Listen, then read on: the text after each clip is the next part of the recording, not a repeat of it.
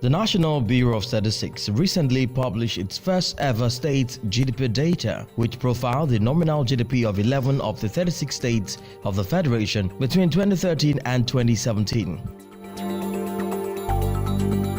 They are Akwa Ibom, Bayelsa, Cross River, Delta, Kaduna, Kano, Ogun, Osun, Oyo, Rivers and Zamfara states.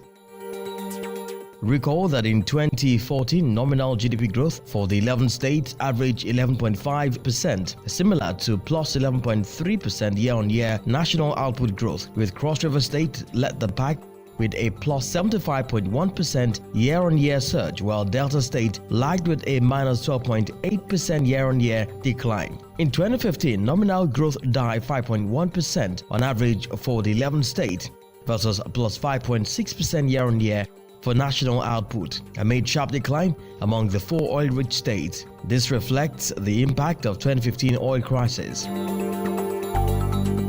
However, for presidential candidate of ANRP, Akwa, the plus 75.1% surge from Cross River State as a non-oil producing state is impressive enough to be emulated by the federal government. If Nigeria itself is growing at 1.5%, and Cross River, according to the report, has grown 75%, they begin to wonder who's pulling us back. Because again, the growth rate of the federal should actually equate the growth rates of all the states put together. And in fact, I think we should also begin to think of looking at the growth rates at the level of local governments as well, so that the states will also know what's growing. Again, when I see a growth rate as high as 75%, I'm going to wonder, the cause of the spike. What exactly is going on? Is it some new discovery that was made in such a state? Something unheard of before? Is a surge in economic activity in the state?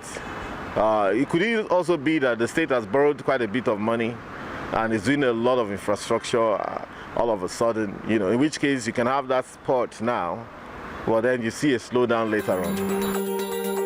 Interestingly, performance recovered in 2016, averaging 4.7% year-on-year versus national outputs of plus 7.8%, but the broader economy sank into a recession in real terms as most of the oil-rich states recorded yet another negative growth amid production disruptions in 2016. For financial analyst Paul Alaje, there has been relative improvement in most states' GDP as most states have considered diversifying their economies. I think some states need to be appreciated, and like I've advocated before now, the collections from FAC, sharing of revenue from FAC, should also, the components of that should be based on how states have been performing with what they have. So when we talk about GDP, we are talking about gross domestic product, which simply measures total goods and services within a state, in terms of state, if it's a country, within a country.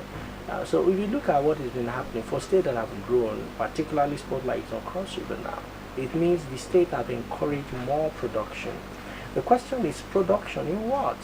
Because Cross River was removed from the oil developing state, oil generating state at some point. So Cross River, by extension, was no longer part of the Niger Delta, you call it now. And one would think that is the end of Cross River State. Clearly, the performance of the oil-rich states co-move with the overall economy. Hence, we await the publication for states like Lagos to gain further insight into the performance of the broader economy. Itogimo, edit, Roots TV, Abuja.